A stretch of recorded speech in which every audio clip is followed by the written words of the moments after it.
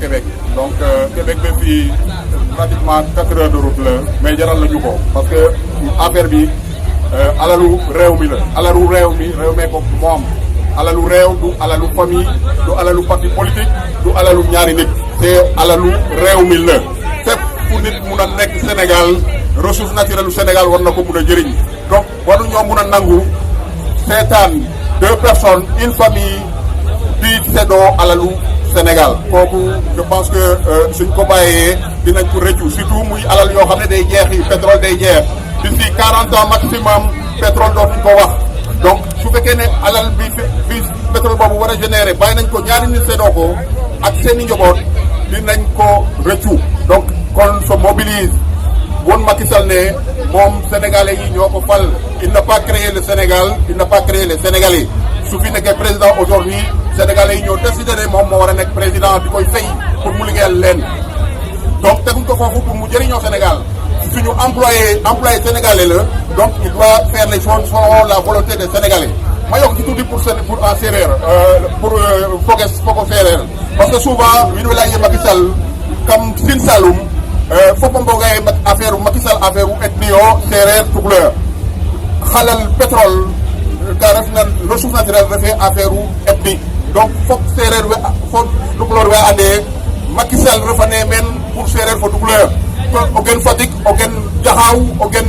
Jolof o gen Kafountine bin fop faduna xalal Sénégal donc fat i exiger ko Macky Sall a terala in no xalal fe andoona yee ka in doon no den merci beaucoup merci la jógee pour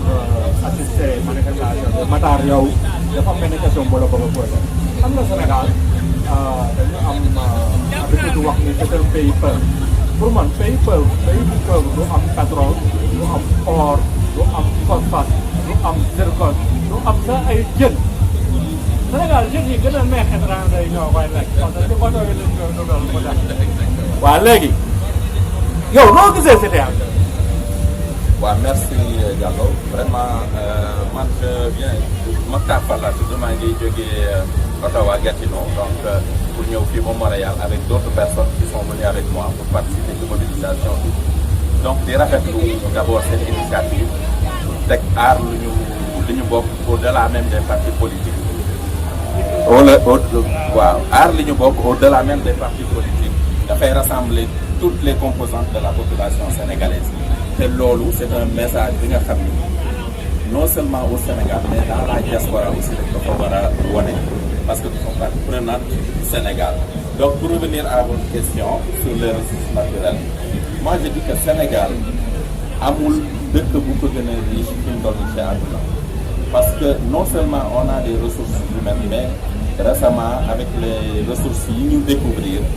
waratuñu jéggaani fenn c'est-à-dire que immigration buy am tey jii nit ñi dañu war a jógee yeneen dëkk di ñëw Sénégal mais ce qui fait mal mooy que c'est une poignée de personnes commencé par le président de la République avec son frère et son clan ñoom ñooy aakimoo affaire bi di si def lu leen ne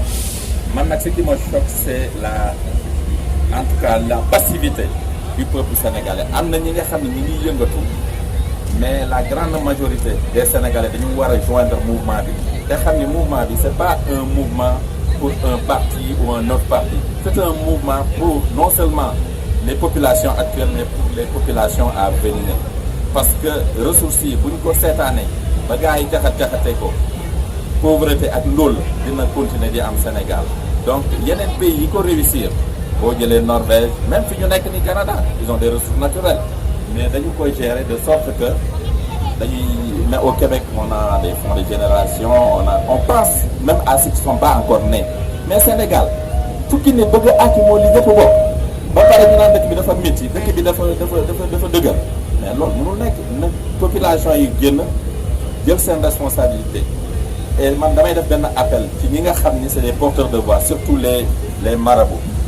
parce que gis nañu keroog Macky Sall mi ngi dem Touba il commence une tournée là pour essayer de convaincre les marabouts mais marabouts yi nañoo xam ni seen taalibe yi ñoom ñooy souffrir te donc nañu taxaw fi maam Abdou daan taxawee bu population bi soxla marabouts yi nañu taxaw waxal population bi ndax nguur yi dañuy jeex dañuy jàll population bi dafay continuer donc man message boobu laa amoon pour wax donc que ne Sénégalais yi yëpp mobilisé wu ñu jàmmarloog ak lii parce que bu ñu bii rëccee moom dina jafe trop Macky Sall nag doole rek la xam il faut qu'on lui montre qu'on est déterminé et qu'on se bat contre son plan wasalaam. Merci beaucoup Macky.